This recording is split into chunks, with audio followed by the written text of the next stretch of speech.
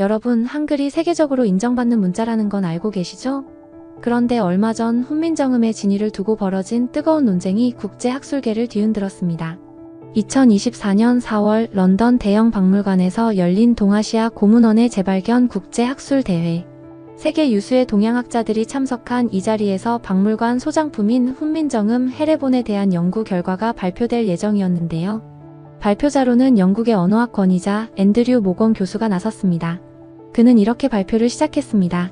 훈민정음은 15세기 조선에서 창제된 문자로 당시 세계 어디에서도 볼 수 없는 독창적인 설계 원리를 가지고 있습니다.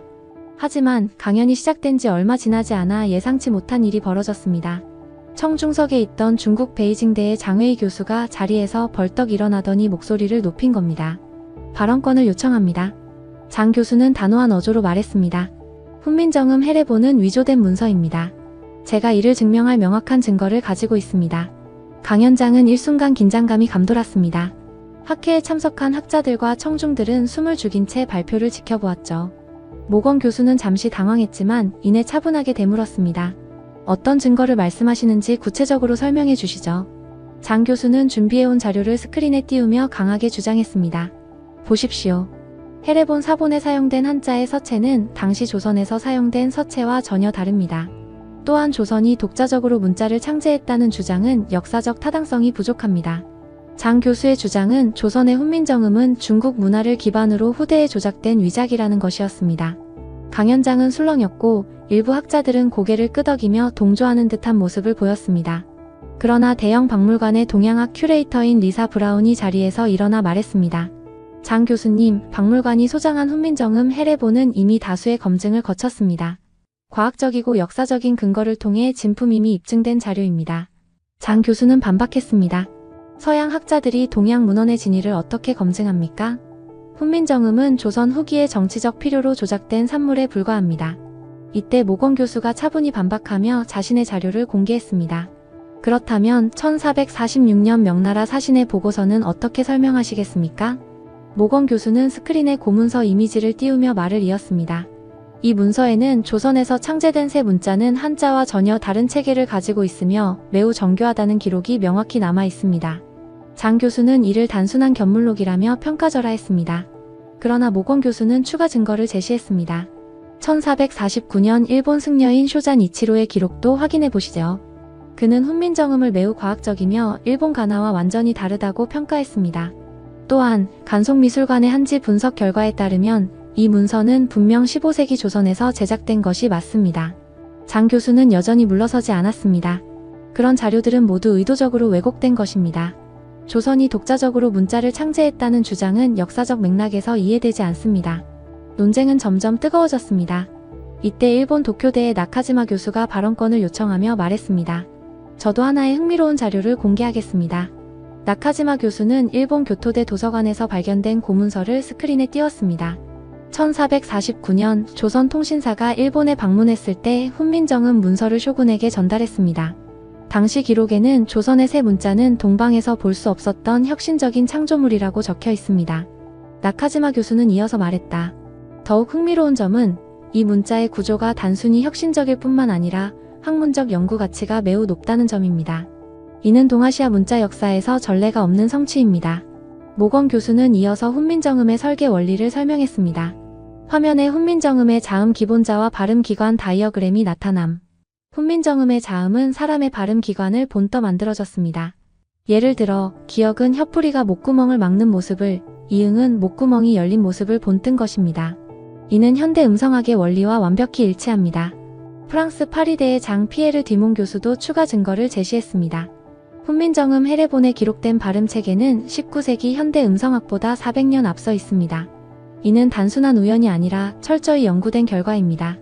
또한 러시아 과학 아카데미는 훈민정음의 자음 체계가 모든 인간 발음을 표현할 수 있다는 수학적 분석 결과를 발표하며 학계에 충격을 주었습니다. 이날의 논쟁 이후 훈민정음은 단순한 문자가 아니라 인류의 지적 성취를 대표하는 문자로 다시 조명받게 되었습니다. 대형 박물관은 이 논쟁을 계기로 특별 전시회를 열었고 훈민정음과 관련된 세계 각국의 문서들을 한자리에 모았습니다. 전시회에서는 훈민정음의 설계 원리를 현대 기술로 재현한 3D 자료와 역사적 기록들이 함께 공개되었습니다. 유네스코 사무총장은 특별 연설을 통해 이렇게 말했습니다. 훈민정음은 단순한 문자 체계가 아닙니다. 이는 인류 지성사의 한 정점이며 모든 이들이 연구하고 보존해야 할 문화유산입니다. 다음 사연으로 한국이 그녀의 세계를 바꿨습니다. 제니의 특별한 이야기를 들어보겠습니다. 안녕하세요, 여러분. 오늘은 한국과의 인연이 한 외국인 여성의 삶을 어떻게 완전히 바꿨는지에 대해 이야기해보려 합니다. 주인공은 바로 미국 하버드 대학교에서 국제정치학을 전공하던 제니라는 학생이에요. 어느 날 제니는 수업 시간에 교수님으로부터 특별한 과제를 받게 됩니다. 전 세계 교통 시스템을 분석하고 각국의 독창적인 사례를 조사해보세요. 제니는 과제를 위해 일본의 신칸센과 독일의 고속철 ICE에 대한 자료를 찾으며 연구를 시작했습니다. 신칸센은 정확성의 대명사잖아. 평균 오차가 7초라고? 이건 예술이야. 그녀는 처음엔 일본의 교통 시스템에 깊은 감명을 받았습니다. 하지만 자료를 더 찾아보던 중 한국의 교통 시스템에 관한 이야기를 접하며 눈길을 빼앗겼습니다. 특히 노면 색깔 유도선이란 시스템이 그녀를 단번에 매료시켰어요. 이게 뭐지? 단순한 색깔선이 교통사고를 31%나 줄였다고? 어린아이의 그림에서 아이디어를 얻었다고? 대단하네. 그 후 제니는 한국의 LED 바닥신호등, 장수의자 같은 교통혁신 사례들을 계속 찾아보며 한국이라는 나라에 대한 호기심을 키워갔습니다. 이 나라는 단순히 기술만 뛰어난 게 아니야. 사람을 정말로 배려하는 나라 같아. 제니의 관심은 여기서 끝나지 않았습니다. 교내에서 열린 국제학생교류회에서 우연히 한국에서 온 교환학생 준호를 만나게 되면서 한국에 대한 흥미는 더욱 깊어졌습니다. 준호는 유창한 영어 실력과 배려심 넘치는 태도로 제니와 금세 친해졌습니다. 제니, 한국 음식에 관심 있으세요? 제가 근처에서 정말 맛있는 불고기를 파는 식당을 알고 있어요. 같이 가볼래요? 제니는 두말할 것도 없이 수락했습니다. 사실 제니는 얼마 전 넷플릭스에서 윤식당이라는 한국 드라마를 본 적이 있었거든요.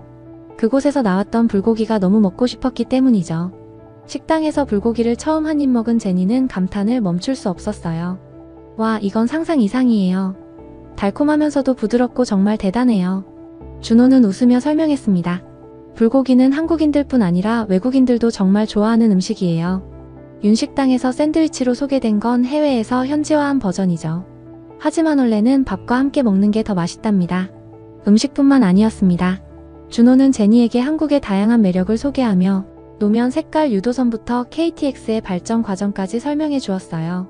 한국은 과거에 일본 신칸센 기술을 도입했지만 지금은 독자적인 기술로 발전해 전 세계에 수출하고 있어요.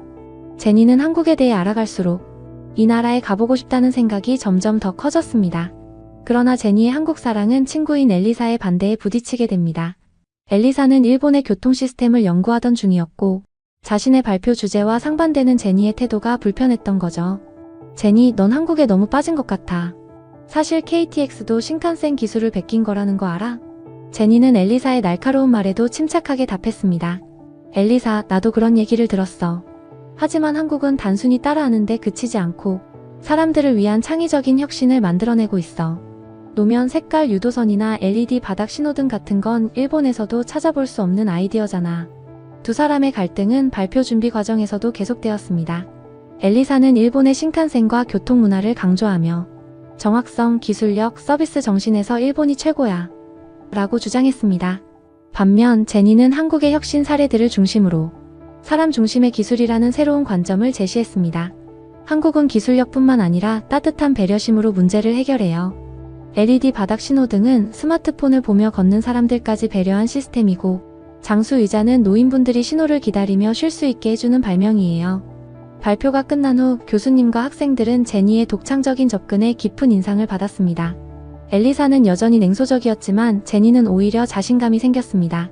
한국의 진정한 가치를 알리는 게 내 역할이야. 몇 달 뒤 제니는 준호의 도움으로 한국문화원에서 열린 혁신기술 전시회에 참가하게 됩니다. 전시회에서는 KTX 모형, 스마트시티 송도, 오지 기술 등 한국의 혁신적인 시스템을 직접 체험할 수 있었죠. 이 모든 게 실제로 구현된 거라니 믿을 수 없어. 그러나 뜻밖에도 엘리사가 그곳에 나타났습니다.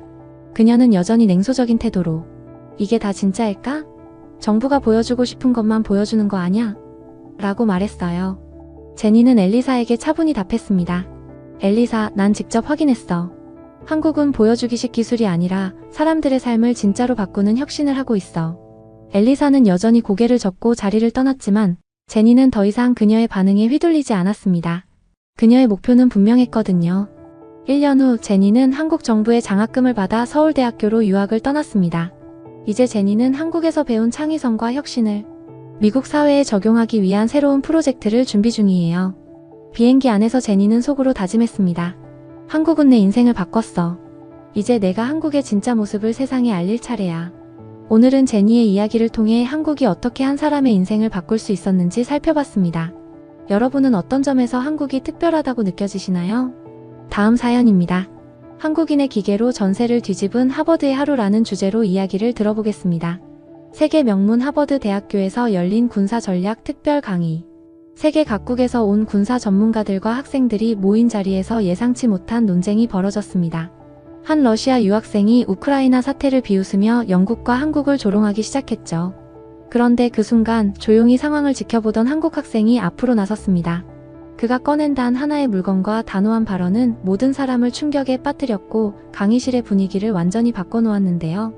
이 사건은 단순한 논쟁 이상의 메시지를 전하며 한국의 놀라운 위상을 보여줬습니다. 안녕하세요.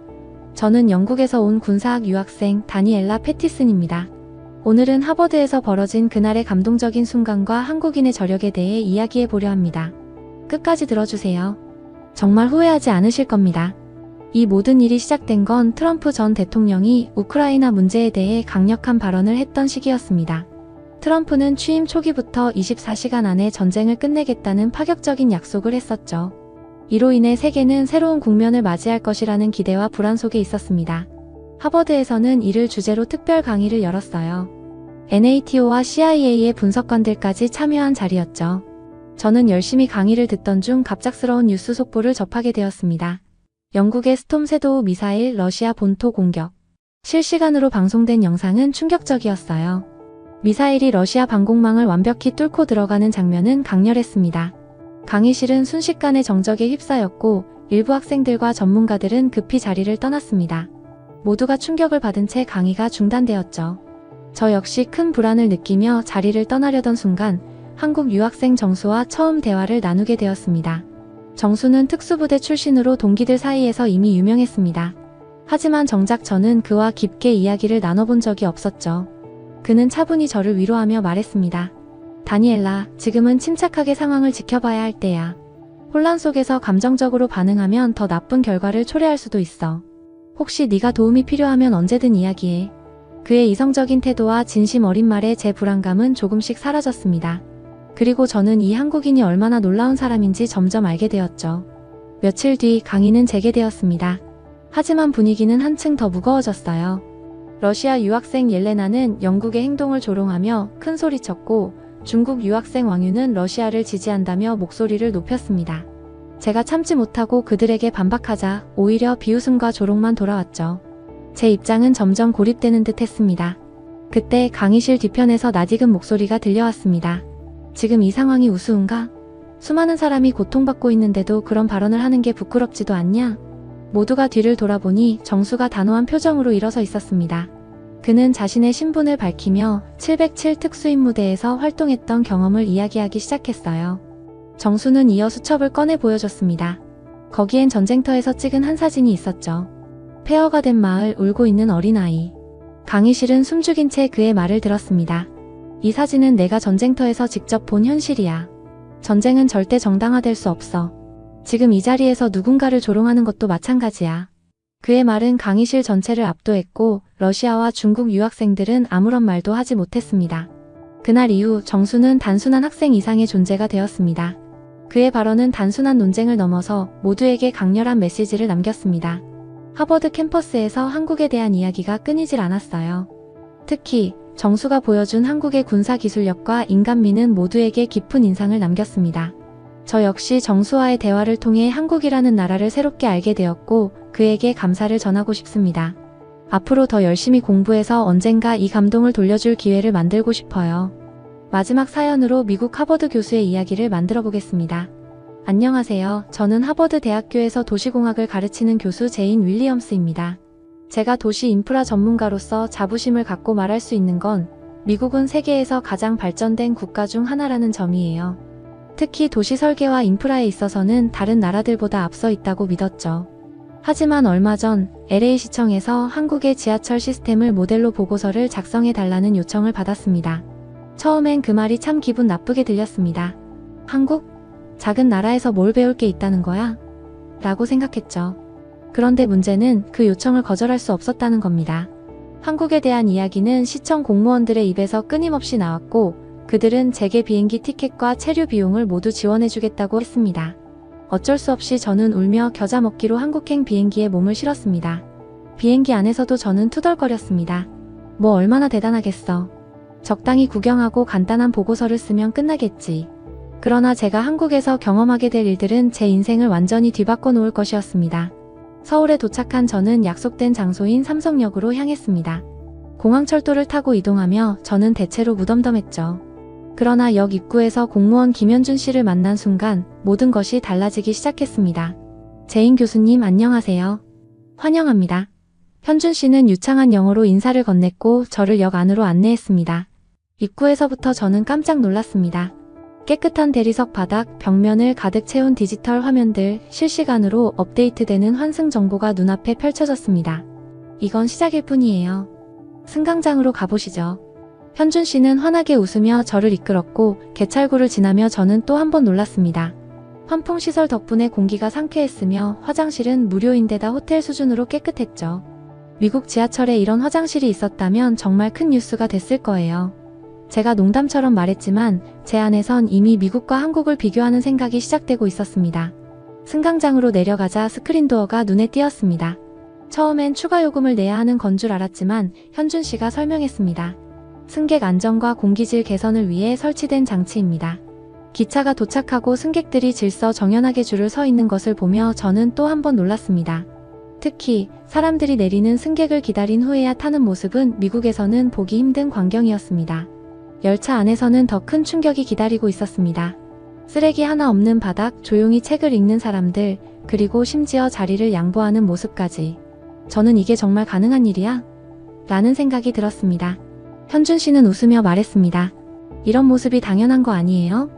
그 말에 저는 속으로 한숨을 내쉬었습니다. 미국에서는 이렇게 정돈된 모습이 전혀 당연하지 않은데. 하루는 강남역으로 향하는 길에 저는 핑크색 좌석에 앉았습니다. 다리가 너무 피곤했던 탓이죠. 그러나 곧 현준 씨가 다급히 저를 부르더니 말했습니다. 재인 교수님, 그건 임산부 전용 좌석이에요. 처음엔 왜 그러는지 이해하지 못했습니다. 그러나 곧 임산부 배지를 단 여성이 제 앞으로 다가왔고 저는 자리에서 일어나며 상황을 파악했습니다. 아, 이런. 미안합니다. 저는 그녀와 현준 씨에게 연신 사과했습니다. 현준 씨는 임산부 전용 좌석의 의미를 설명하며 초기 임산부까지 배려하기 위한 한국만의 독특한 문화를 알려주었습니다. 저는 그 말을 들으며 부끄러움과 동시에 큰 깨달음을 얻었습니다. 이건 단순한 시설이 아니라 사람들의 의식과 배려가 녹아있는 시스템이었습니다. 며칠간 서울을 둘러보며 저는 한국의 지하철 문화가 단순히 기술적 우수성만이 아니라는 사실을 깨달았습니다. 한 번은 열차 안에서 한 중년 남성이 쓰레기를 치우는 모습을 보았습니다. 아무도 강요하지 않았지만 그는 자연스럽게 자신의 주변을 정리했습니다. 또 다른 날에는 한 젊은 여성이 노약자석 근처에 서 있다가 한 노인을 발견하자 바로 자리를 양보하는 모습을 목격했습니다. 이런 모습들은 제게 큰 감동을 주었습니다. 미국에서는 이런 일들이 별로 없기 때문입니다. 시민의식이 곧 도시를 만들고 도시가 시민들의 삶을 바꾼다는 것을 깨달았습니다. 한국에서의 경험은 제게 단순히 도시공학적인 깨달음만 준 것이 아니었습니다. 저는 진정한 선진국은 단순히 기술의 발전이 아니라 시민들의 의식과 문화가 뒷받침될 때 가능하다는 사실을 배웠습니다. LA로 돌아가며 저는 새로운 다짐을 했습니다. 단순히 한국의 기술을 도입하는 것에 그치지 않고 의식을 높이는 캠페인을 진행해야 한다는 것을요. 우리도 한국처럼 될 수 있을까요? 제 스스로에게 묻고 다시 다짐했습니다. 여러분은 어떻게 생각하시나요? 한국 지하철에서의 특별한 경험이 있다면 댓글로 남겨주세요. 구독과 좋아요, 알림 설정 부탁드리며 다음 영상에서 뵙겠습니다.